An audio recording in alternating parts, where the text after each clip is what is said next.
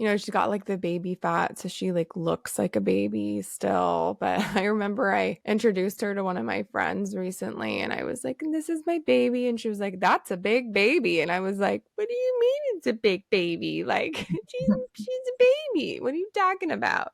But I've been having like a lot of sadness about this.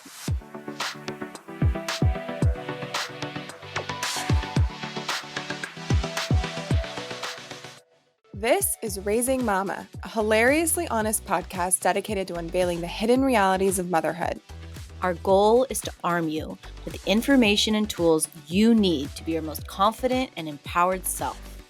This podcast is packed with unfiltered testimonies, diverse perspectives, and expert opinions, along with a good dose of laughter and tears. Leading you on this journey is my best friend, Megan Stander, who is a CEO, passionate maternal health advocate, and mom of 2 daughters. Alongside me is my best friend, Chelsea Ledson, who is a mother, wife, and registered nurse with her master's specializing in women's health. Let's try to raise the next generation by raising up mamas and maybe raising a little hell. Hey listeners, tune in today on our show where Megan and I are going to discuss some pressing issues that we're having with motherhood. Sleep night routines, coping with our kids getting a little bit older, lots of the usual stuff. We wanted to share just the normal lives that we have and the normal struggles that we have, just so that maybe we can get different perspectives from different moms, and maybe you guys could relate too, and shoot us some comments below to see how you guys also work through these really similar problems. It's kind of a more relaxed episode, so please stay tuned as there's lots of cats and other craziness going on, but we definitely just wanted to kind of tone it down and show you guys that we're real moms. We don't do everything perfectly like the experts say. We listen, we try, and we just kind of keep putting our best foot forward. So listen in on this one and see if you can help us with our mom struggles of sleep routines and coping with our kiddos growing up. Hey, y'all. Hey, mamas. I'm so excited. Welcome back to Raising Mama. Well, Megan and I decided we needed a little therapy sesh between the two of us. And so we picked one mom struggle that we've been going through and kind of wanted to share it with everybody else, see if you guys might be going through some of the same issues we are in motherhood. But yeah, I'm pretty excited about this one because I need my friend therapy sesh. I just want to be clear that my number one mom struggle is always being completely fatigued. Like, I just want to, you ever just get so tired that you want to just have a long blink, you know? But that's not what I'm going to talk about today, because it's just too ever present. But just know that that's always my main struggle. And I don't have any advice or words of encouragement, or well, I have one question. There's no solace. It's just horrible. I have one question. I know we interviewed the nutritionist Jordan Lowell. I don't think it came out yet. And you've been doing his program. Did that help with energy, like working out and eating healthy and stuff? Or not really? Okay, the one thing that does help with my energy is not drinking at all, like whatsoever. Like water or alcohol or coffee? Alcohol. And like, I'm not like an alcoholic or anything. Like but like, mom's like at the end of the day, like you have a glass of wine or whatever, and like cutting that out completely 100%, which I've done, is helpful, but it's not gonna like, it doesn't get rid of it completely. I mean, that would be, if that was like a wonder cure, I would do it. But working out. I don't know. Like you did you did way better with that whole thing. Yeah. I noticed it. I feel like I have a bit well, I always have energy, but it like took a minute. It took like a long, at first I was like super like, why does anyone do this? And then I was like, okay, I see why people do this. But It's just funny. They always say that, but I feel like what's really hard about motherhood is the mental load. And like, it doesn't matter how well you eat or whatever. It's like, if your brain is just like overburdened with info and like figuring everything out, I think it's so easy to always feel super tired. But that's my personal Yeah, opinion. totally. Okay. Totally. All right, what you got? What you got for me? Because I didn't ask you about any of this before this episode because I wanted it to be like super organic and I am here for you. And that's one of the best parts about doing a podcast with your best friend is that you get to hang out all the time. But we're like so serious all the time and like we're really not serious people at all. This is facts. All right. My little small mom struggle is bedtime. So, what I'm been having a problem with is my little baby girl. She's 2.5 years old, and my struggle is she's a pretty easy kid, doesn't throw tantrums like most of the day, but definitely every bedtime it's like a battlefield, and that's her time to like really cry, or she tries to extend bedtime like, oh, can I have a water, can I go to the bathroom, can we read another book, can we do another puzzle, can I have a piece of cheese, can we do another song, it's like she wants to extend it. She How long cries has this been going on for? pretty much like it's kind of her standard, I'd say. Like she's always had a little trouble with bedtime. But now that she's 2.5, she has more sophisticated needs of like means of extending it. And then my personal problem is that since I work, right, bedtime is like my domain. So I'll wake up. I work night shift, right? So I'll wake up kind of around 6. I'll do dinner, bath, bedtime. That's like my personal time with her. So I don't know if I'm just like making it up, but in my head, I also have like super mom guilt of like, oh, she just wants to hang out with me because like these are my few hours that I have with her today. And she spent all Yeah. this time with dad. And so it's like really hard for her to transition to mom and be like, great, you're with mom, go to bed. I don't even know if that's true. That's just how I interpret it. So even though I'm a pretty strict mom and like it's easy for me to like lay down the law in every other respect, bedtime I want to give in. Like I want to read more stories. I want to, get her the cuz it's like I want it to be a happy time and not this like super strict time if that's my Mhm. only hours with her. But I'm just like, this is getting ridiculous, like she keeps like staying up later and later. And I mean, I have been now, Well, what like, time is bedtime at? usually I know it's really late in our house, but it's like 9 p.m. In the Okay. summer is like our bedtime. And Yeah. then she'll push it till like 9:30, sometimes even like 10. And by push it, I mean When does she wake up in the morning? like 9, Okay. 9 a.m. She does like 12 hours sleeps. Mhm.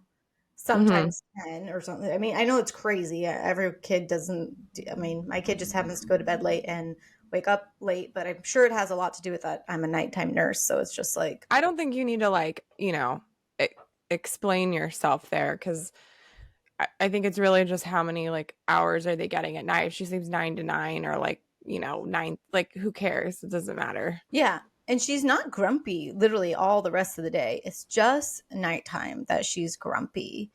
And I don't know how to separate like mom guilt. Like, is it this I mom thing? Is Yeah. this just what 2.5-year-olds do? And I just need to be like super stern. Like the last like 6 nights, I've just been like, bedtime's at this time, no cheese, no this, no that. Like we have a routine that we follow every single time. And now I'm just like not giving in.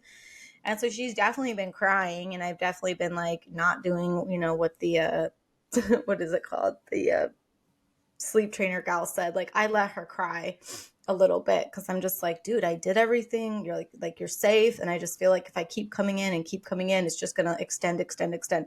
And so for a few nights, she's like, cried herself for a good like 5-7 minutes, and then I come in and I'm like, would you like a sip of water? And I'm like, this is your last song. And then I put her down. And then she's like going to bed, like, okay. And it's just like so hard on me to be like, Jesus. Yeah. I That's mean, my I think that like I think with so much of these things that our mom instinct is actually totally on point. Because like from an outside perspective, and I'm just like one person, and I'm not a Yeah. certified sleep consultant or integrative sleep specialist. But like knowing Layla and knowing you, I think you're on point with the fact that like she just wants mommy time. Or at least like in a sense, like I'm very scientifically brained. So I'm like, okay, well, why don't we like let's isolate some variables and then like test them out to see if it makes an improvement. And I feel like she probably, it sounds like she does want the mom time with you, you know? The other thing is that like, I mean, I don't know, when does she wake up from her nap during the day? She's still napping? No naps. No naps. She does quiet time. Sometimes during her quiet time, she naps. Sometimes she doesn't. It's kind of up to her. But she'll sit in her bed with like everything dark, and then she like reads usually. So yeah, so she's good and tired then. So it's probably not that she's not tired. I would say that it's because she wants to spend time with you. And if you can't, like, I feel like you'd have two options then, right? Like either you would set set the bedtime to be later, or set the bedtime just to be later and schedule in like before the bedtime activities start. Like I would keep the bedtime routine itself Mm-hmm. shorter, which you'd probably slowly have to do because all of a sudden having a short bedtime will be like confusing, but like Mm-hmm. slowly try to shorten the actual bedtime activities so that it's like, I don't know, like max, like I've heard people do it in 15 minutes and I'm like, that's not going to work with my kid, but like 30 minutes, 45 minutes max, but then like have like special, mama and Layla time before that so she can kind of like fill her cup, like maybe even, I mean, if you're having dinner like right when you get home or right after you wake up or whatever, but like sometime like well before bedtime, so that she can fill her cup. And then by the time it comes to bedtime, like that part is already like done, and then she like knows it's sleep time. And then trying to do as much of that, I don't know, earlier too. Well, and here's a struggle I have. So on the days where I do like half a day or a whole day, right? So like we go to the park or we go grocery shopping, we have a normal day together. There's no issues at bedtime. Like the biggest Yeah. issue is she's with some other caregiver the majority of the day, and then I come in for the last like 3 hours. And my struggle is it's really stinking hard for me to wake up even earlier to have special time with her because I Mhm. already sleep like 2 to 4 hours a night very regularly. So it's like there's no Yeah, more that's wiggle room. that's not an option. Like, Yeah. yeah. And so I'm almost tempted to be like, maybe on the days I work, I just don't put her to bed. Like, is it worse to have her just be super upset and then just like add more time on my long days? I was thinking it was better for her to see me like every night, but then it feels like I'm just like upsetting her by like giving her a little taste. Like, what do you think's worse or I better? personally wouldn't do that. And I don't know, we have different parenting styles, but I feel like that, and it's not that that wouldn't be effective if your mental health is suffering to a point where you just can't go on any, like, okay, sure, because then you have to kind of weigh pros and cons. But like I wouldn't do that because you like she's only little for so long, and Right. she's going to look back and remember what kind of like mom you were, and like she'll I think that she'll remember how involved or like not involved you were, and she's not going to be able to understand until she's well into her adulthood the reasons why. And I think that you could reap the benefits when she's like school age or a teenager and stuff. So To like stay Like, the if you course. can't wake up earlier, like, why not just purposefully make bedtime later? Like, make bedtime 10 o'clock. That just seems crazy to me. I Like, don't think it's you know? crazy at all because if she sleeps till 9:30, Yeah. 10 to 9:30, she's getting a good night's sleep. So, like, and So she's two maybe and a that's half. why, because in my brain, going to bed at 9 seemed insanely late. But I guess as long as It's she's summer getting, though. My kids regularly will fall asleep 8:45. Like, it's yeah, summer. Like, literally, it's not even dark. totally. Yeah. And she doesn't have to wake up and like go to kindergarten or like, she's still little. So you can, the flip side, right, is that if you want to have, time with your partner, like that's going to get extended later. What if your husband goes to bed at 10:30, then it's like, ugh. So, I mean, that's like the classic mom struggle is like, you can't have it all, but My husband takes care of her all day, and I'm so grateful. So I feel like the biggest gift I can give him is boom, you have 3 hours like of you time. So I think yeah. he's really happy to have that. And just like I don't work 5 days a week, I work 3 days a week, so this is only happening 3 days a week. Uh, Hmm. so I feel like I do see him, obviously I see Layla on the other days, try and shorten the bed. I mean, so basically my routine is dinner, bath, PJs. I read 3 books, one song. I turn off the light. Usually, then there's crying for like 5, 7 minutes. I kind of remind her it's bedtime. And I always give her like reminders like, remember, it's bedtime, lights off, door closed, no negotiations. And then I come Have back you in. ever have you ever talked to her about it? Like asked her? Yeah, I have. Be like, why don't you want to go to bed? Or like, but Mhm. not at night, like during the day. I have, and she's not quite there yet. Do you know what I mean? Like she can't quite communicate it yet. Mm.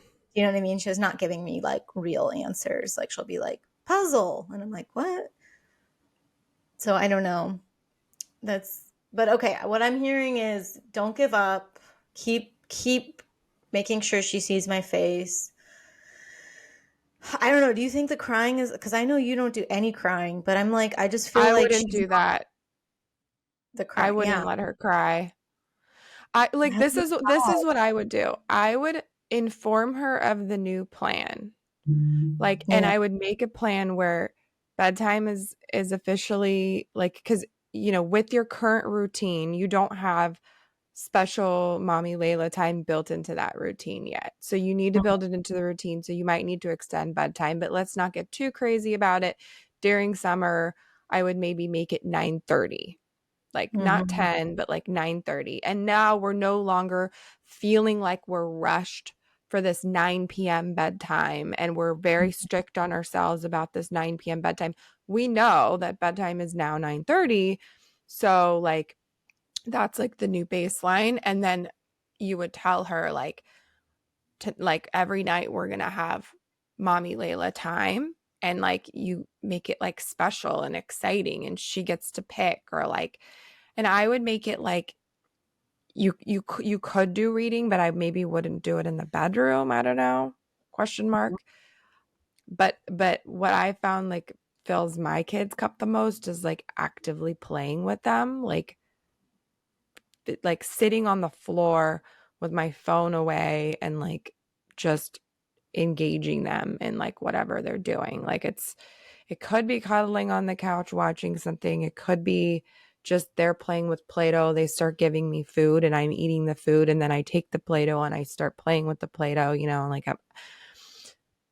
but yeah, and then you guys do that together and then just incorporating that into your routine and then switching to bedtime after. And just like seeing if that helps. Yeah. Because it So is like very like you probably as soon as she sees you, it's very like maybe like down to business, and there's no like just chill where I don't have to eat my dinner, I don't have to take a bath, I don't have to whatever, I just yeah. get to like hang out. That's a good idea. So I'll extend bedtime, maybe after dinner, have like a special Layla Chelsea moment, and then and then start, which is funny because see, bedtime is like intimate. Like it is very me Yep. and her. Like I am there during bath, washing her face, like it isn't like I But sing, read, like it's all very me and her, but I see how it's not like free. It's not like free time. So maybe if I yeah, ask for that free time, I think I'm still gonna let her cry a little bit because sometimes I swear I'm just like, you're just egging me to get back in this room, and like, there's nothing else that I can give you, and I also at a certain point I have to get ready for work. Like I can't just keep coming back in the room. that's why like, and you like, I'm not saying you have to do this, but like one way that I got rid of that is I just lie with my kids until they fall asleep. And I make sure they're good and tired so I don't have to be in there for longer than 15, 20 minutes. And Yeah. then I just like I don't get crying. And like I know that they're going to grow out of it. So I just Yeah. lie with them. I don't have to deal with the crying and then they're asleep and I can go do whatever the hell I want. Yeah. Dude, I But don't think it's there's not. any way I could lay with my kid to go to sleep. Like, cause she would just want to play, play, play, play, play, play, play. Well, yeah, and that was a transition for me because I went through many phases where they just wanted to play, play, play. But I did set a boundary where I was like, I'm not gonna lie down with you unless you try and fall asleep. And that took a few days or a week or something for them to pick up on. But now they know mommy means business and that mommy lays down with them. It's like a thing that they get that I give to them. But like there's no horsing around. And I will leave. And I do leave and then they cry and then I come right back in and I'm like, okay, let's try this again. So that took a while, especially for me it was hard because they would play with each other. Like they're Mm. like imagine one kid trying to play. Now there's two playing with each other. So I had to use like my mean mommy voice a few times, but now they yeah. Now it's Yeah. pretty Okay, it's this is what I pretty got out that was pretty mind blowing. Is like, don't be so stressed out about times as long as they're getting sleep. So I can extend sleep a little bit or bedtime a little bit more, add more one on one. And yeah, I think that's what I'll try different. And to be like, I'm gonna be really consistent and not lengthen, but like slowly shorten. I think that's what I'm gonna do. I like it. yeah. All right, Megs, your turn. Let me know how it goes. All right, Megs, what's your problem? So like I don't know if there's any resolution. There's no resolution to my problem. And I think it's just one of those things that's like something all moms have to go through. But like, so my oldest is almost 5 now. She turns 5 in October. So we got 2 more months. And then my youngest just turned 3. But like, okay, so I've been like just tremendously sad lately that the little one is not like a baby anymore. And she's still like is a baby in so many ways. Like just like the mannerisms, like she still like sucks on her thumb with her like needs her lovey and she's got like the baby fat so she like looks like a baby still. But I remember I introduced her to one of my friends recently and I was like, this is my baby, and she was like, that's a big baby, and I was like, what do you mean it's a big baby? Like she's a baby, what are you talking about? But I've been having like a lot of sadness about this, and like to the point, like not just like where like I'm feeling like a melancholy when I like no, like to the point where like when I lie down with her to fall asleep, like I will literally start crying because I'm like I just like I'm so saddened by it, and I think that like I think that like part of it is that I feel like I was robbed a little bit of some of my like postpartum, like immediate postpartum time with them. Hmm. Like I wish that I could have been more mentally present during that time. And Mm. like I wish I could like go back and do it again because I mean there's all kinds of reasons for that and I can like, get into that, but part of it was just being a first time mom and being very overwhelmed and like shocked by everything and kind of like always wanting to just get to the next phase because I was like so well for when I was curious about what the next phase is going to be like, for example, like what's 3 to 6 months like compared to 0 to 3 or like what's, Mhm. so on and so forth. But also just having a lot of like personal struggles during that time period. And like now I'm very much in a zone where I'm like so deeply appreciating the age that they're at and like how little they are and how like I'm going to look back on it and like cherish it. And I'm just like with Kelly being 5 now, I think it's been the transition from Kelly being not a toddler anymore. That's been Mm. a big thing. And then now I'm like Chloe's so fast behind her that I'm like, oh my God, like it's almost done. Like Kelly doesn't, want to cuddle as much anymore. And like she's her own kid. Like she just goes and in the house. Like I don't get as much one-on-one with her because she's like in her room and doing what she wants to do. And like, she'll go and take showers by herself. And like, I'm just like, what? Okay. So, anyways, that's like, I'm just sad about it. And I really like want another baby, but I'm not married anymore. I'm in the middle of a divorce. So it's not like I can just be like, "Oh, I'm sad." Oh, like rubs butt against husband. Like like I can't do that. So I'm just like, "Fuck. Like what do I?" But I mean, that's what I'm saying. Is like there's no resolution for it. I think it's just I'm going through like during postpartum, you go through many like waves of realization and waves of like whatever. And I think this is just the next wave that I'm going through. But it has its pros, because I think that like I am more present with them and I do try and like soak it up more. Yeah, it sounds like that classic case of like you don't know what you got till it's gone kind of a thing. And maybe postpartum for you is like such a blur that like finally now you're like able to see it for what it was. Mhm. But it's funny because of course that is what it is, right? Like Mhm. postpartum being fully there and understanding what it is, it's like that's part of it is being so lost and confused and working through it. It's part of the process. So it's not like that even if you could go back and do it all over again, you'd still be right where you are right now. Like Yeah. there's no like assimilating the two brains, the brain that's already gone through it and the brain that once has never gone through it. So it's definitely hard to like let go of things, I think for sure. And I think that's just true of anybody. Like it's one of the things that we like struggle with the most is like growth and change. But it's always right when you're feeling uncomfortable and you're like pushing yourself that something like really awesome is on the horizon.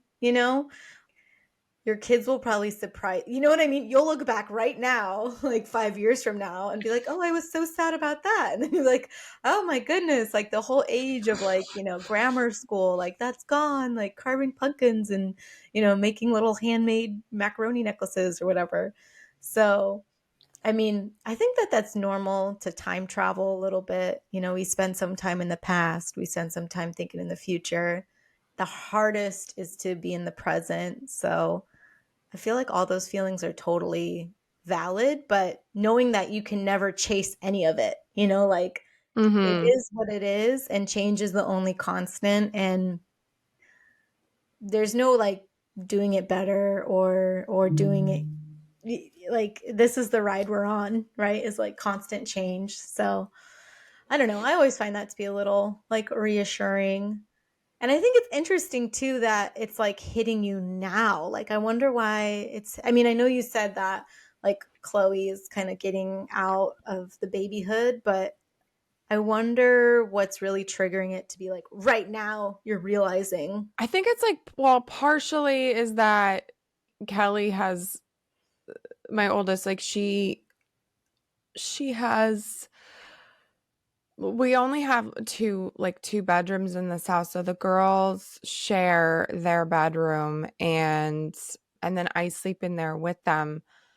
And so there's like a queen bed in there, and like she's been building these little secret rooms where like she moves little bookcases and puts mattress on the floor, and like so she keeps trying to make this like space, but it's actually like really annoying because like I can't access the closet, Yeah. and like there's always a bunch of shit on the ground.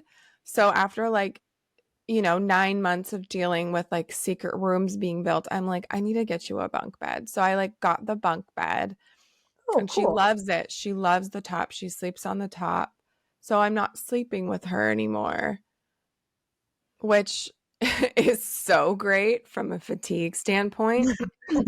Speaking of fatigue hacks, like, yeah, like it's fucking kind of nice to not have like two little gremlins in bed with me anymore. Now there's like only one, and I'm like, wow, I have all this room. And like, so that part's good, but like, she's like further away from me now. And like, that was such a good big chunk of time where I get to cuddle them and experience them in bed at night. And like now she's not there, and like it's funny, like I have the opposite problem as you. Like I have to, like, after Chloe falls asleep, I have to like convince myself I need to leave the room because I just like so much enjoy like spooning Hmm. her and feeling her little like body against mine, and like thinking about how I used to hold her and like breastfeed, and like now I can't do that anymore. Now I just get to hold her, and I'm like, okay, but if I leave, I'm going to miss a minute of this, and like you can't get a minute back. Like, Yeah. so, Well, it you sounds know, really similar. It's like your hardcore bonding time is this sleep time and this cuddling time, and mhm. your kids are growing out of it. Like you're still wanting it, but they're like clearly like making nests, like pushing themselves away. And so Yeah. maybe then the solution, if there is one, I need to build a half hour mommy. yeah, is to pivot your bonding space. Like if the bonding that they require True. is not cuddles anymore, it's something else. Maybe then it's like you get to experience a new kind of bonding that you can't do with like an infant or a toddler. You know, it's something like I said on the horizon that's going to be something you really cherish 5 years from now where you're like, I remember every night we whatever sang songs together and reenacted Frozen. Maybe not that one, but something, you know? Yeah, that's Is not a it? bad idea. Fuck, now I have to like take my own advice. Yeah. Damn it. Yeah, it's so funny too because it's like same advice, totally separate, like, Totally scenario. different. I'm like, "Please," because I like space. I love space, and yeah, I like remember that though. I remember that. Like I get a lot of space on the days that I don't have them. yeah, And so when I have them, I mean that's also obviously like probably a big trigger, right? Is like if I have them 60% of the time that I used to have them, then yeah, I you like, wanna smush them. yeah, but like I'm also not, it's not like I turn into like a preschool teacher when I do have them, and I'm just like I still get tired, dude. Like I have a friggin' 5-year-old and a 4-year-old and a 3-year-old. Like it's exhausting. After the first 2 hours, I'm like, oh my God. What is Yeah, it, bedtime yet? But yeah. I mean, that's the normal push-pull, I think, of motherhood is, like, you so want them, and then you're also like, "Give me a break." I just think that's normal, but I feel yeah, better. You feel better? totally. Okay. Yeah. Big pause. So like I was reading about near death experiences. Um and I've gotten like really into reading about them. I think I'm also just having like a general existential crisis. Okay, cool, cool. Yeah. Cause like it's just so crazy. Like I was reading this study, I'll drop it in the description just because for shiggles. Okay. And it was like it was a qualitative study where like they talked to like 20 something people that had near death experiences, and it goes over there's like six or seven common challenges that they all have like after this. Hmm. So basically I guess they talked to them and they notated all of the like challenges that they're having, and then they grouped them into these six or seven categories. Mm-hmm.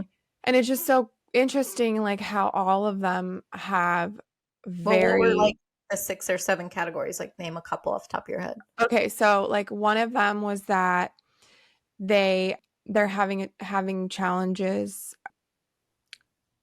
like resolving their previous spiritual beliefs and their current spiritual beliefs. So maybe they were atheist, or maybe they were like Catholic, and now like they have a completely different like spirituality, and so they have to like, like, and they're very like strong and sure about their new spirituality, so they're kind of like thinking back on their life and like all of the things that like they did that like wasn't aligned with this new spirituality. And like another one is related to their relationship, so like 80% of them changed career routes because they couldn't, like, usually the people that changed career routes, it was because they were in a career that was very like money focused and it just didn't align with their belief system anymore.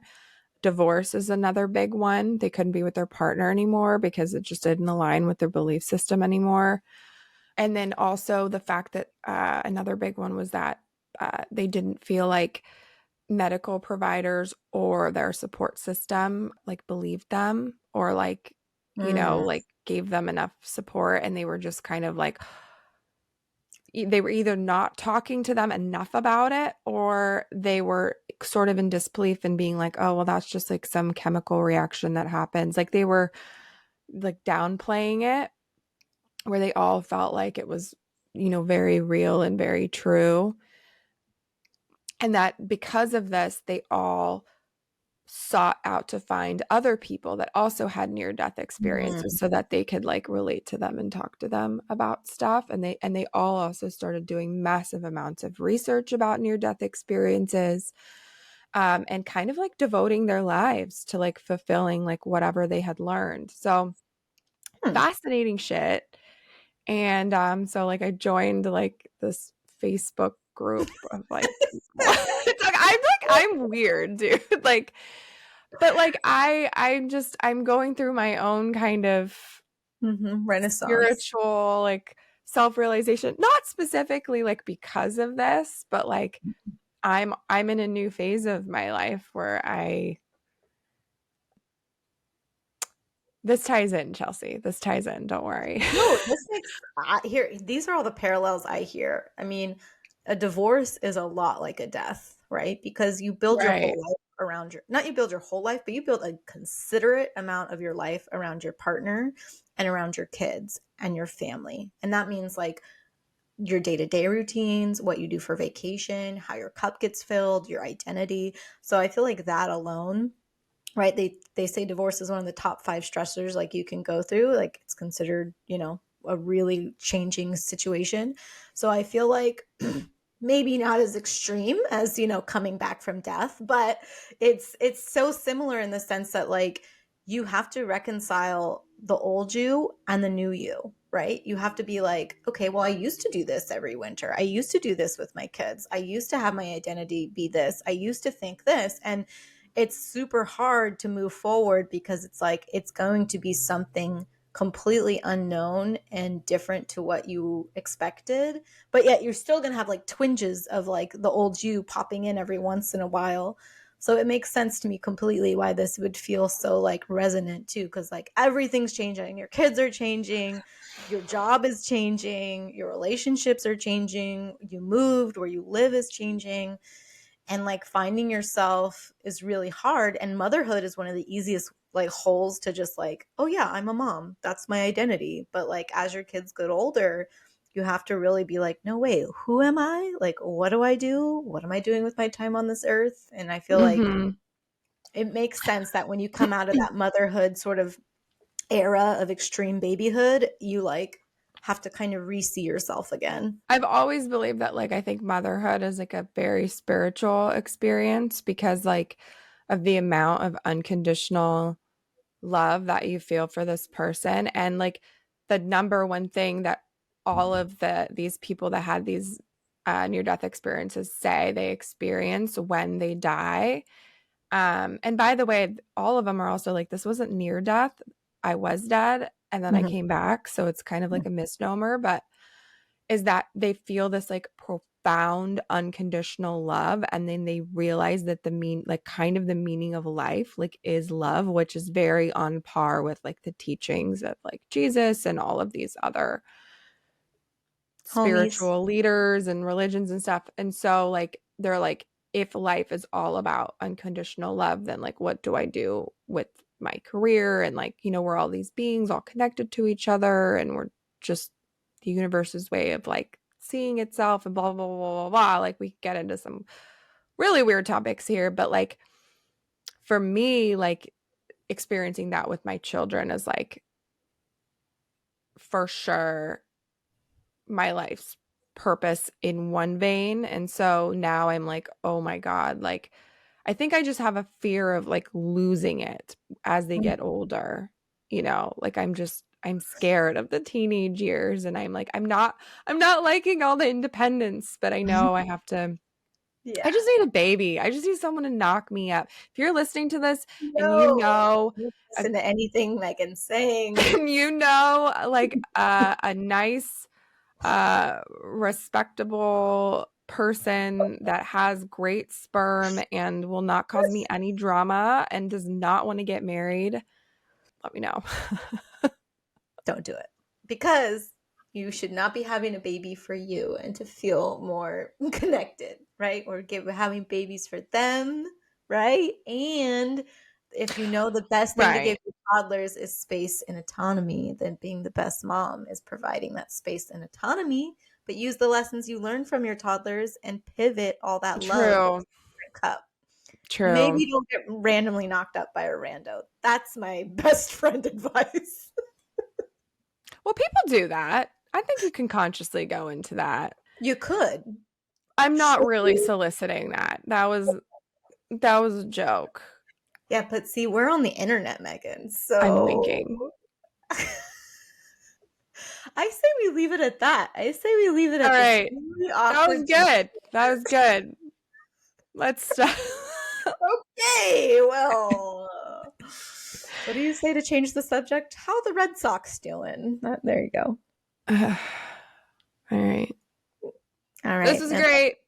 On to Okay. the next. Let us know if you liked this episode. If you didn't, you want us to be More talking to serious. experts and not Talking to each other. talking We to get each it. other, then But let us just know. so you guys know, we don't necessarily like wholeheartedly do everything the experts say. Like we're still just two moms figuring it out. So we're not like we're just like everybody else. Yeah, Okay. definitely not. Definitely not. Bye, All right, mamas. y'all. Talk to you later. Bye. Thank you for tuning in to the Raising Mama podcast. Your presence means a lot, and we hope you found our discussion insightful. To become a part of our community, follow us on Instagram at Raising Mama Podcast. Explore resources on the Raising Mama Village located at www.raisingmama.com. You're never alone on this motherhood journey. We're here to support you every step of the way.